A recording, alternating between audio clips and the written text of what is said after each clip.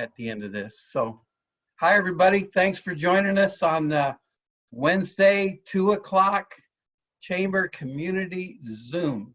Anybody out there zoomed out at all? I mean, you've had plenty of Zooms. I was in Zoom yesterday from 7 a.m. to 8 p.m. So yes. Okay. Oh man. Yeah. Very done with Zoom. Yeah. Wow. I'm going to do one of my reactions just because I haven't done one in a while. So, well, great. So we have a number of things that we'll go over, and thanks again for being on. We really appreciate your time, and hopefully these are fruitful and beneficial to you. And we're going to start off with Tehama County Health, and we have Jamie on again this week to bring us any updates. Obviously, when we were on last Wednesday, we didn't know yet that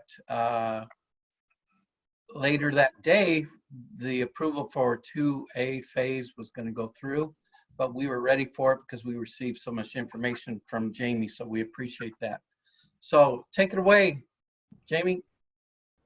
Okay, so yes, literally, I think within half an hour of our Zoom call last week, we did receive our approval and our attestation.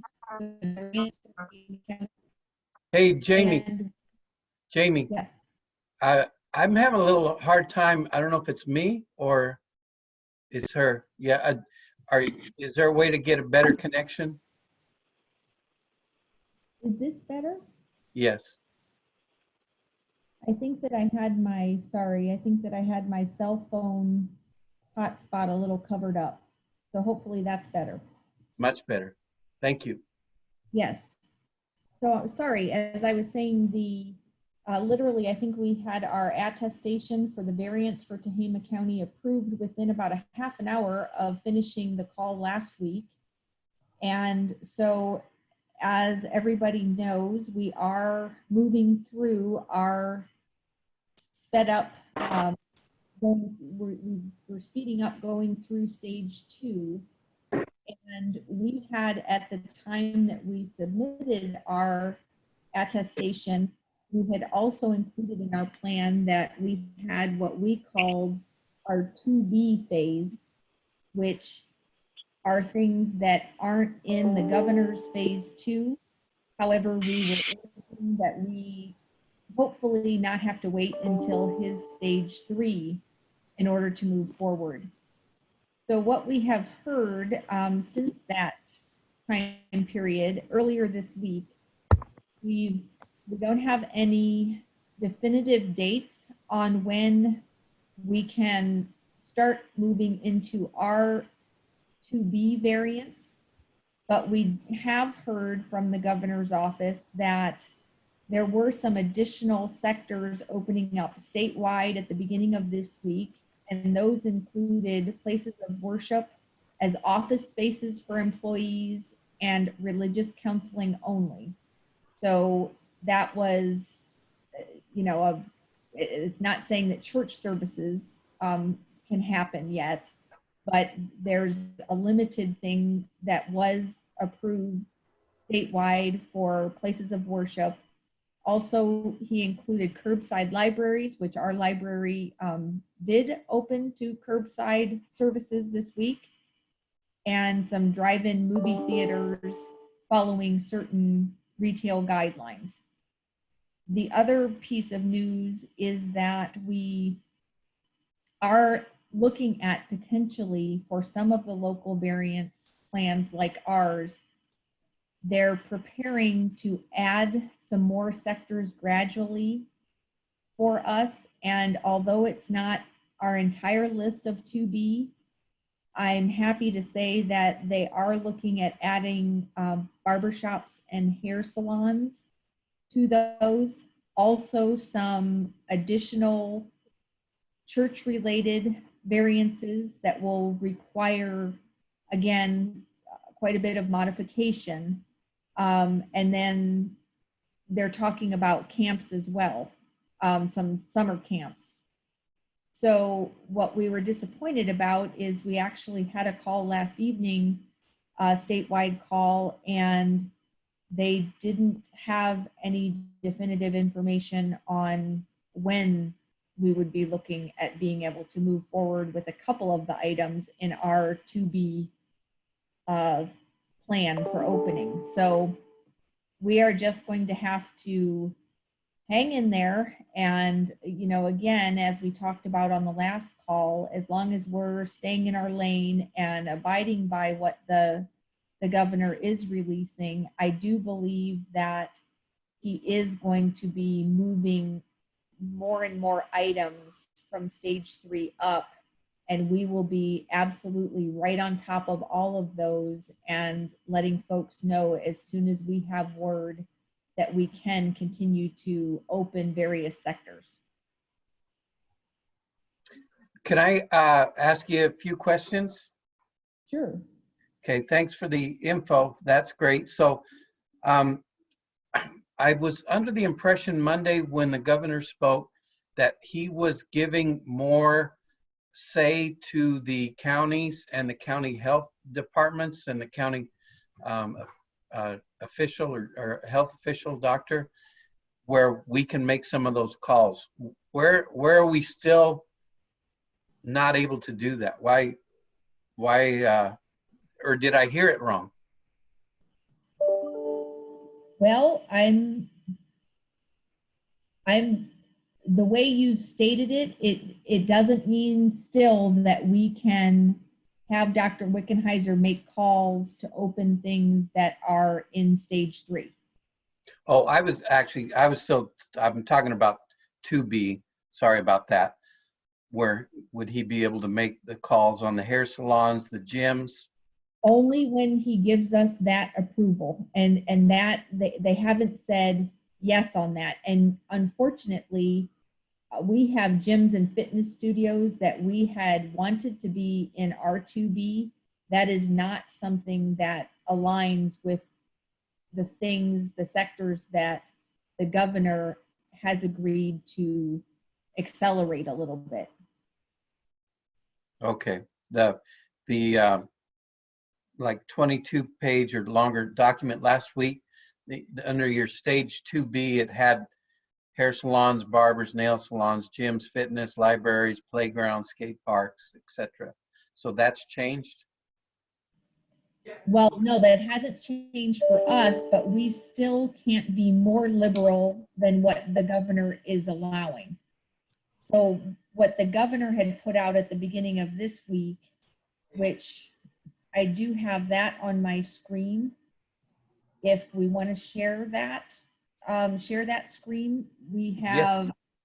okay, let's see if we can. Oh, okay. Let's see if I'm going to pick the right screen.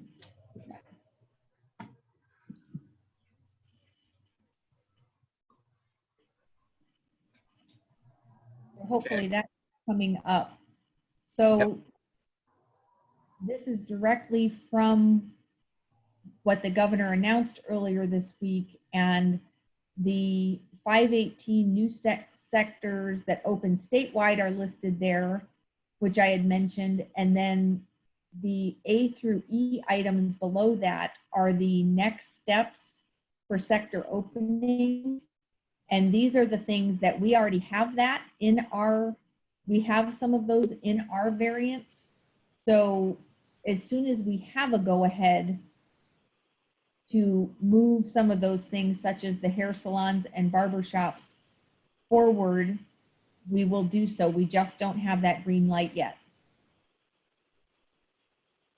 Great. That's great to kind of clear that up. So the churches are open or can be open, but it's not for like worship services. It's for Correct. other office and counseling, etc. Office spaces for employees as well as religious counseling, so that there are parameters, you know, where they're not going to have gatherings such as, you know, the full worship service. However, it looks as though we, again, are going to potentially get go ahead that we're looking for, we could be looking at being able to approve plans for churches to do very modified services. So some of the things would include groups of 10 or less, and or they did talk about on the state call, for instance, 20% of what the seating capacity would normally be in the church. That would be a variance that would be acceptable. Great. And no singing. That's a no-no, because that actually does add a lot of droplets into the air. So there are different modifications that we will have to work through. But as soon as we again get a green light on those, we will be certainly looking at and approving and moving forward with plans in our community. Great. And the casino, I understand, is opening up in a few days. Is that right? That is what we hear. Now, I want to just put out there that that is not with approval from public health, because that is not in the health officer's view as something that is allowable. However, because they are a sovereign organization, they actually have a different system that they flow through, and they deal with the state on things. So Right. This opening was not approved by public health. Okay, great. Well, thanks for having that slide up. If you can remove that slide, thank you. And there are some questions on the side. And so movie theaters, they're still stage 3. Is that a question, or is that a, Catherine, is that a statement? Sorry, that was a question. I think it's a statement as well. Okay, all right. And then Kathy Garcia is asking from Job Training Center, strategy of working with businesses who are open but not doing anything, signage, mask, cleaning pens, social distancing. The chamber, obviously, we've been involved with a number of them, and we've emailed them, or they've come by for information for them to put in their windows, or checklists for their employees for cleaning. And we've also have that on our social media. So that's one way, and some of them are putting up some of our open signs, we're open, and 100% awesome signs. So that is some things that we're doing. And I'm thrilled with what the chamber's doing, but I think we're all running into businesses that have called themselves essential from the beginning. Having to sign up and not following directions is still not giving the public, a lot of confidence. I was in one this morning, and I'm asking, are you guys following any protocols? Oh, just not thinking that it's serious by any means, or that they need to be doing anything, because they're either essential or until they're visited, I think, by somebody who has any kind of way to hold them accountable. I'm just not sure that there's going to be a change in behavior. Okay, yeah, I understand. Rick Crabtree, our city manager, any thoughts on that? Excuse me, I was on mute. On how to enforce it? Is that the question? Yeah, or maybe how to motivate people even more, maybe to follow safety protocols. Well, I think one of the problems currently, and it's a good thing because we're reopening, but there are so many different rules now that have been changing, and they're different every week, sometimes every day, that I don't blame people for being confused about what exactly are the protocols that should apply to their particular business. As a consequence, absent something kind of really egregious, our police department is going to decline to be the enforcer of these various requirements. Right. So I think that's kind of still an open question of who's going to be the enforcer role in these. Yeah. Well, it's probably a good reminder for us to send out again, maybe our email list of some of those specific things again. I mean, it's going to hit 800 emails, and hopefully it'll hit the one Kathy's talking about, no name. But anyways, just to kind of maybe put it back on people's radar, and maybe they will respond. And public health does continue to review plans and offer guidance and, suggestions. So I don't want anybody to feel that hesitant in terms of reaching out to public health. And certainly we have fielded several emails, Kathy, from the public where they are pointing out certain things that may be going on within the county, and we do reach out and try to assist the best that we can.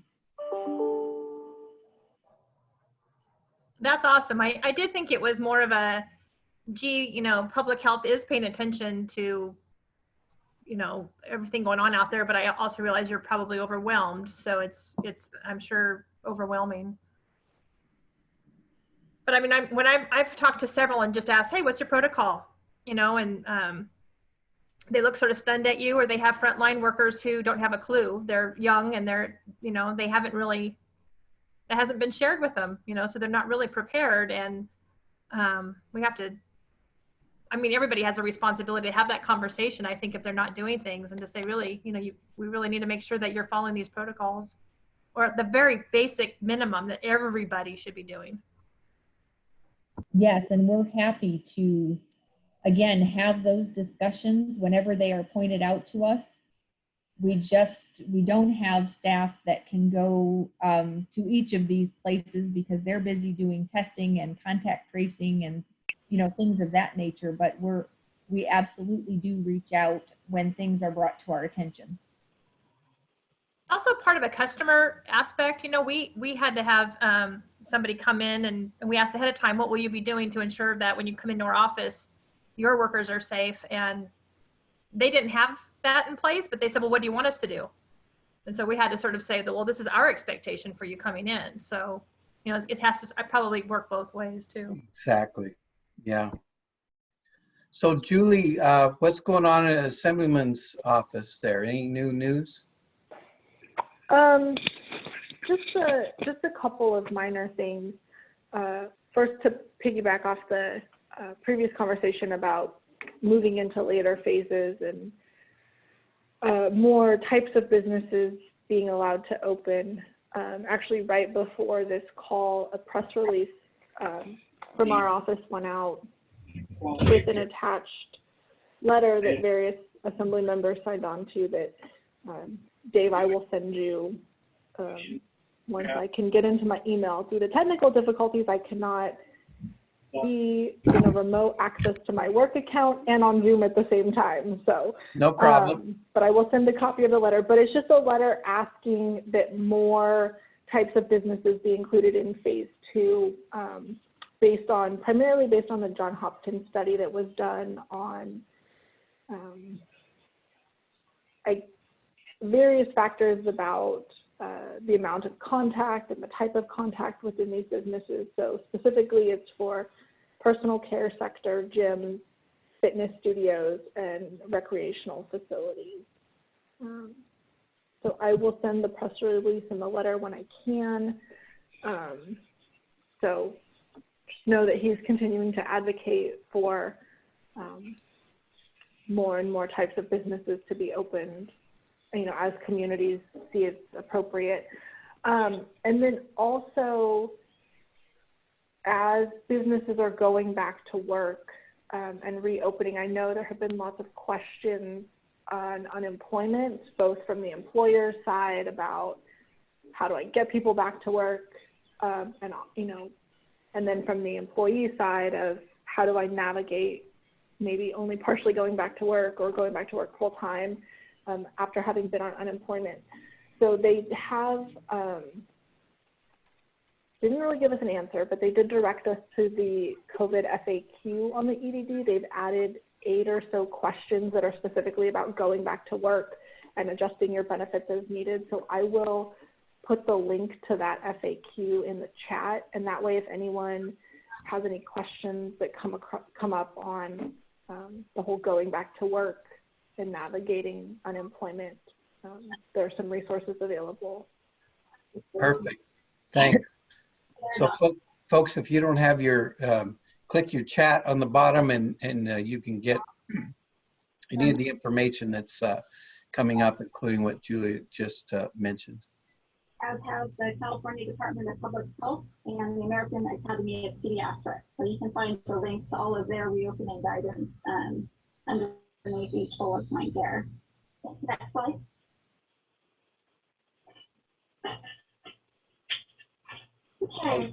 Okay.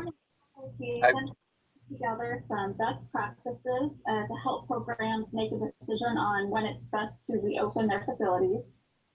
So the first best practice, they recommend a phased approach to opening health programs, and that should be based on local factors that are around your health program, such as the number of local infections, the demographics of your patient population in your community, or such as, are there a high number of elderly patients or other patients who are at higher risk of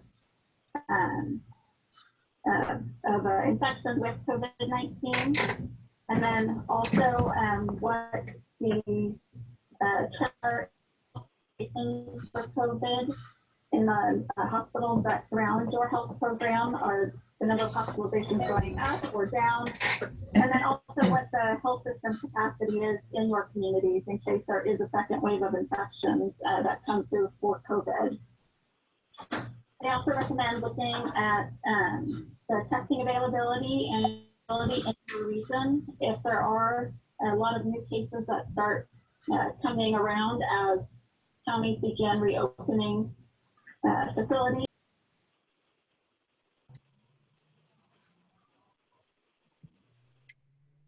Okay. Did you say at the beginning there that you, that you had a link or something to some of that information?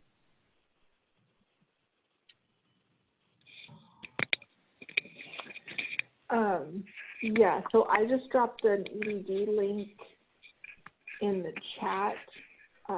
Oh, right. Near the bottom, specifically, and it's near the bottom of the list of FAQs.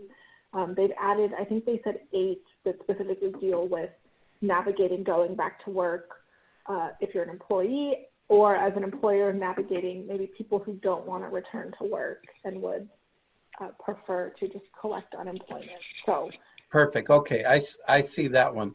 Now, the lady that was just speaking, she's county health as well. Did she have a link to her, what she was talking about regarding the gradual reopening?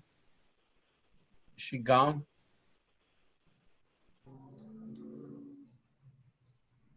Looks like it. I don't know what happened there. Mr. Crabtree, do you have anything else for this from the city? The city is working on its own reopening plan for the City Hall front counter. All right. We expect to be open on Tuesday.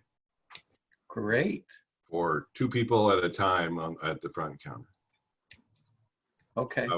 The city has just recently installed some plexiglass barriers, kind of copying what Costco and some of the other stores have been doing at their registers. And I think that will help protect both the public and our employees. Great, great.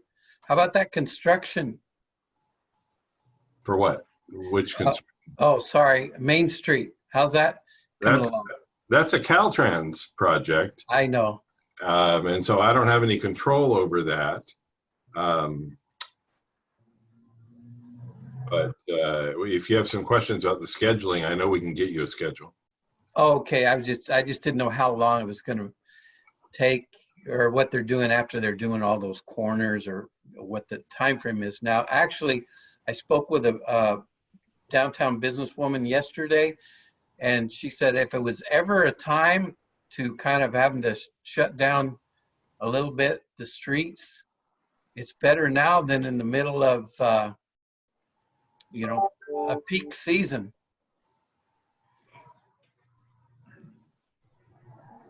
Correct. And we've had those conversations with Caltrans, but ultimately Caltrans does what Caltrans wants to do. Right. Okay. I mean, the good news is, I think, you know, once the project is done, Main Street is going to be much improved. But there's going to be some pain in the meantime. Yes. Okay. Mayor Eyestone, anything from you? Hey, The only thing I have is to jump on what Rick said. We can send you the time frame. It's a 2-page, not very easy to understand it. They printed it off for me in color. I looked at it and was more confused looking at the time frame that they put together than I was before. So that's why I haven't sent it out. I'm trying to make it make sense before I send it to you and the DRB and like that. And then the only other thing, I'm sure council got sent all of it, was the street lights that they have up and working there at Villa Columba. So the stop crosswalks. nice. That will help a lot. Amanda Jenkins, anything from city or economic development, county? Nothing new specifically. I guess a little piece of good news is that you know, things in economic development, you know, haven't completely slowed down. We got a new lead for a company looking for property in the opportunity zone that could bring about 100 jobs. So, you know, that's a little piece of positive news there. But yeah, nothing else really new right now. Okay, great. We checked into the PPP, the Paycheck Protection Program, and there's still over $100 billion left in that. The first one ran out so quick, if you remember. The second round didn't. So if you know of businesses that still need and have they have payroll going on right now, they can get involved in that program through their local financial institution. So please get the word out there. That's a lot of money.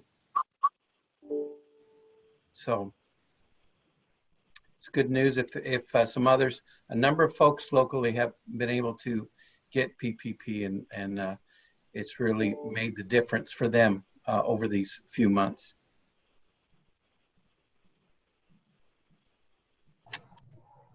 What is anybody else? Anybody have any questions or thoughts? I have a question. I don't know, you know, I haven't really heard this discussed yet, but I've had a couple questions on it. Has anyone heard anything or know anything about when youth sports might be able to get back up and going? I've had someone from youth football reach out and ask if, you know, it's not supposed to happen until July, but they're kind of wondering if it's even, you know, a possibility that they may be able to start their season in July, or kind of what that looks like. And so just curious. I know the focus has really been on business, you know, getting businesses open, but just figured I would ask since I've been asked that question. Great question. Jamie, I don't know if you folks have addressed that, or even with school, you know, athletics for the fall. Well, they have not released any guidance on school athletics at this point. There are some things that are coming out, and we are in contact with our local schools in terms of starting to see plans for what they will look like potentially when they are back in session. but to my knowledge, I don't believe that anybody has any definitive timelines on school sports at this moment. Okay, great. And the first part of Amanda's question was on the youth leagues, the Little League football. I know the Little League baseball is doing a virtual thing right now in the cities in Tehama County. But Yeah. anything with youth football or anything on that, Jamie, or can that be added to the radar for athletics?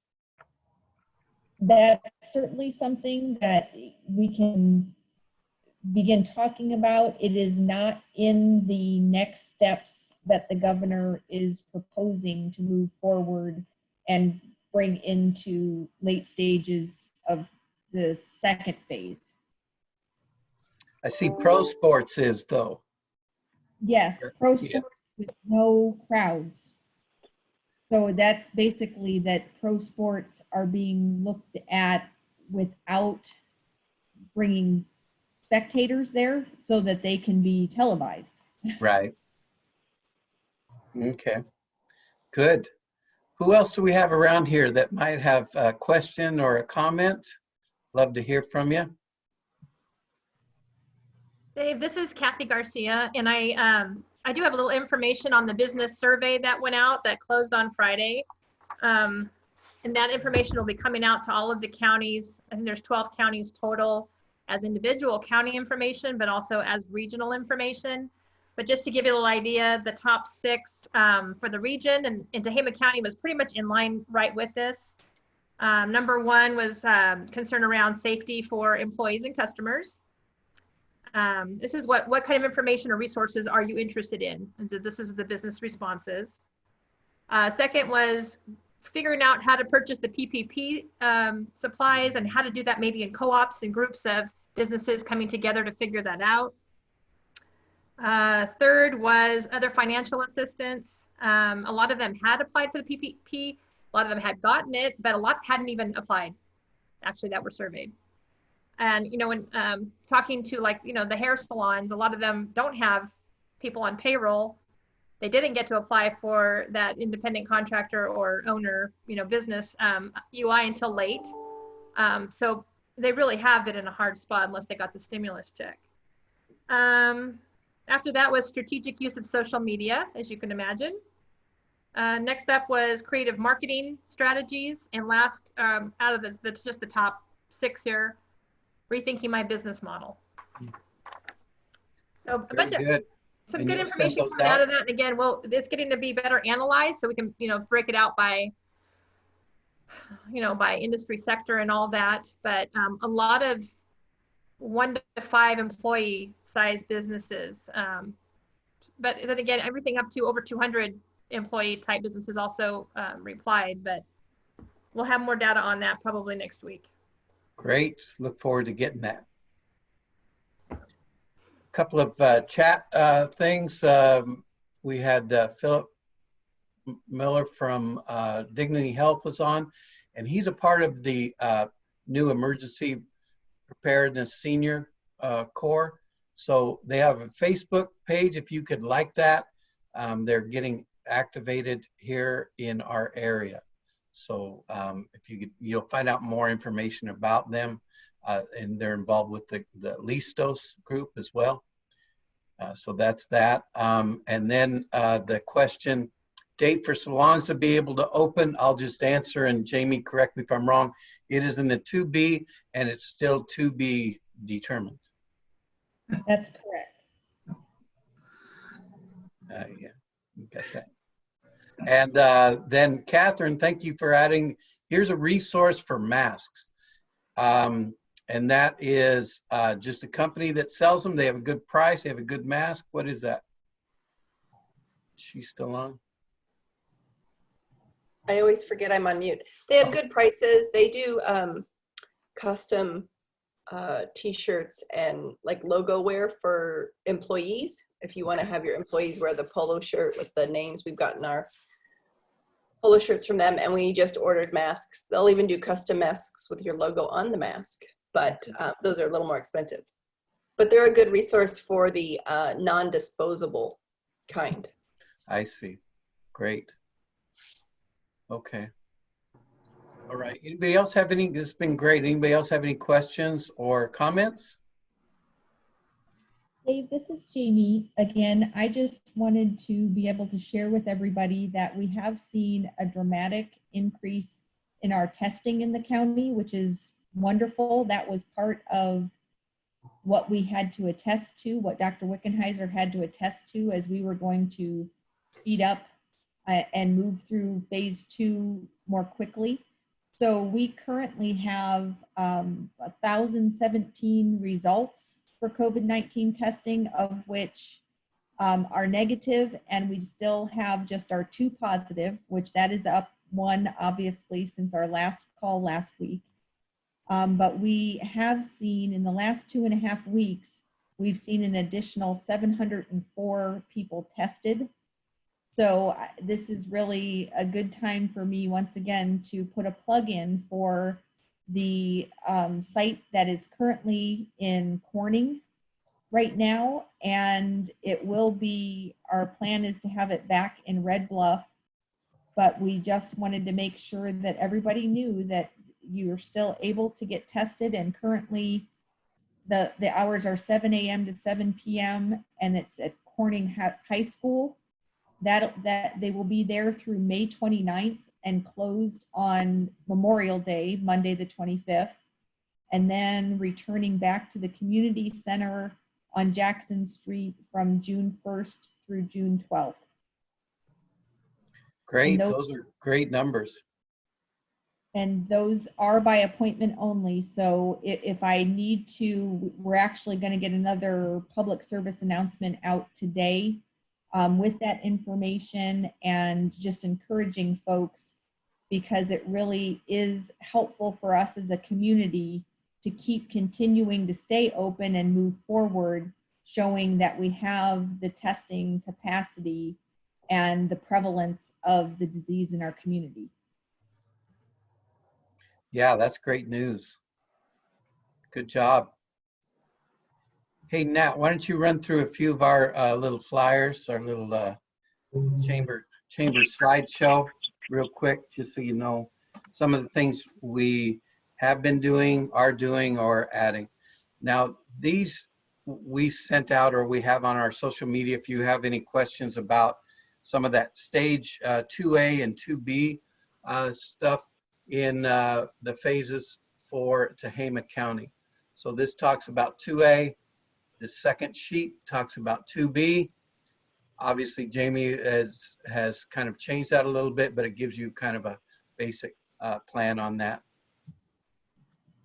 And then these are some of the signs that people are coming in and getting from us, and that we're also sending out. And we also have them on our social media. If anybody needs to make copies of those, they're on our social media, and some are on our website as well. We've been real thankful to partner with the Vesper Masonic Lodge. They're doing a small business grant for Tehama County only, small businesses, 10 employees or less. And they've already received a number of applications, and they're going to start awarding money later this week. So they have $40,000 that they're giving out, $10,000 per month for the next 4 months. And if you know any small business that's been hit by COVID-19, you can go to the Red Bluff Chamber website and you can fill out the application there, and it goes straight to the Vesper Lodge. So that's a pretty awesome deal. Hey, and if you know anybody that wants to donate into that fund, they'll keep going if anybody wants to donate into that fund as well. You look on our social media, and we're asking, are you open? And put your information. So we've had a number of people on there, dozens and dozens, adding what their business is, when they're open, what their story is. So go ahead and do that. If you have a business, or if you know somebody has a business, tell them to get on there. People are looking at it. We're getting a lot of hits on specifically things about, hey, what's the latest. And that's Facebook and Instagram. And then here is a new one for you. So there's a lot of, businesses that are open up, especially the restaurants, and they don't have full staff, so it's taking a little bit longer in some places to get food, or they're waiting in line or whatever. So we're just really pushing the please be patient, stay positive, and respectful, and working together with local and supporting local businesses. So anyways, that's a good one to have. We'll have that one out on our social media probably today. Hey, Dave, can I say Yes. something? You may. One thing we've been talking a lot about is asking businesses, especially if they have new workers on the front lines, to revisit customer service training, especially as it comes to de-escalating situations where people are venting frustration and generic reopening you know, questions. They would kind of like take care of doing that without having to fill out your own. But I'm going to assume Somebody's got their mic on. Who is that? Is that Jason? they got their approval. Mike, yes. Is Jason coming in? I'll see if I can mute him. Okay. anyway, just from a customer service standpoint, from a safety standpoint, we've just been thinking about things to do, especially if people in the heat have to wait outside. Can businesses be offering cold water or having somebody out there to diffuse, and just knowing de-escalation tactics so that they're not creating whatever. So more angst. fall back and say, Nice. got all the chambers. They're not sure of how you did that. Did you? Hey, Nat, tell them to. I don't think I can mute him when I'm in share screen. Hey, Jason, can you mute your Zoom, please? Thank you. That's the most he's talked on these Zooms. Okay, let's go to the next one real quick. So our Wednesday Farmers Market, essential business, thankful for that. Wednesday, June 3rd, we'll be there, ready to go with social distancing on all of our vendors. Oh yeah, I like that little reaction I got there from Kathy on that. So, and then Saturday markets have been going great, 8 to noon, social distancing. People are liking to get outside, get some fresh air, and get the freshest produce this side of the Mississippi. Here is our latest, and you can get this on our e-blast or on our social media of restaurants. So who's open for dining? Now we've added that, and it's a little blue star on all those. So that's going to go on our social media here shortly as well. So many of them are I'd say half are doing dining now. So you can click to on our website for the small business grant, and then you can also find local job opportunities on our website.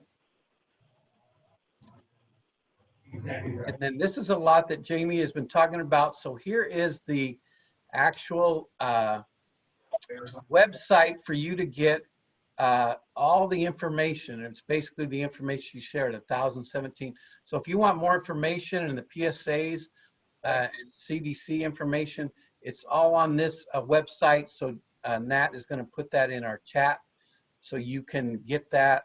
And if you have more information regarding that for our county specifically or in general, it's right there. I can't guarantee that. I'm just making this assumption. Nat, tell him one more time to put him on mute. Jason, I think he is muted. Maybe it's just coming through my mic. Oh, okay. Mute myself. So anyways, here's the information about getting tested. So as Jamie mentioned, and here's the flyer on it for when things are open in Corning. And then again, it'll come back to Red Bluff. We'll hear more information about that later. And is that everything? Great. So that's all I have. I'm just thankful that more things are open than when we talked this time last week. And it's slow but steady, and I think that's the way to go. Slow and sure, and slow and safe. And those are great things. And we need to open up. And here's the angst of it all. The businesses are opening up. And so people are trying to figure out which businesses open up at what time. But then the customers are like, is it all right to go out now? Or where can I go out? And what are their hours? So is it safe? And so the message of I'm safe for these businesses, that is the best, you know, that they're protecting their employees and they're protecting the customers as well. That is the key issue right now, is safety. And we're going to send out another email to everybody we can regarding, you know, safety options and safety ideas for them to work on. Yes, and Dave, I think I would just like to add that even on our, we have a three days a week, we have a Department Operations Center call with public health, and Dr. Wickenheiser continues to be very impressed with the thoughtfulness of the plans that are being submitted. There are several folks in our community who have really thought through how to proceed safely, and it's much appreciated. Wow, that's great. Yeah, I have not read any of the plans, but I have heard a lot about those, and that's people being very thoughtful and thorough on their plans, and that's amazing. One other thing that we have on our website and all is the 5 ways to prepare to reopen. So if folks need something, please direct them to our website and our social media, and they can get a lot of information off that. So, but if there's not anything else, anybody have any last words? Dave, I'll just mention, this is Jamie Perry, GSM at Deer Creek Broadcasting. I'll just mention, I sent to Dave just a few minutes ago a package across all 5 of our radio stations for businesses that are open, that just want to say we're open. We're going to list with non-competitive businesses, 3 each ad, but it's a multitude of spots across 5 stations. I believe it's only $300. So it's a quick way to get your name out there that you're open for business again, and very inexpensive. Great, great. And we will have that on our Friday e-blast. If anybody has any information that needs to be on our Friday Chamber e-blast, that's they've been the most effective over the last 9 weeks e-blast that we've ever sent out. And so we continue to update those, and we will. But if you know anybody out there that needs to get their information out, please send it to dave@redbluffchamber.com. And then Nathaniel put on the county health website where you can get all that information there. And we do have a YouTube channel now. So these and other things are on there as well for information and good quality content if folks need those. So if you need anything from the chamber, we're here to serve and here to help out, and just thankful for everybody partnering and doing such a great job in your sphere of influence.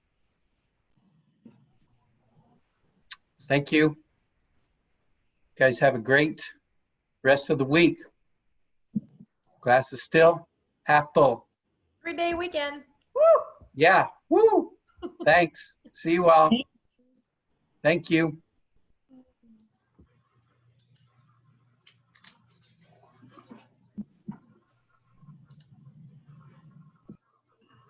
Thanks, Cheryl.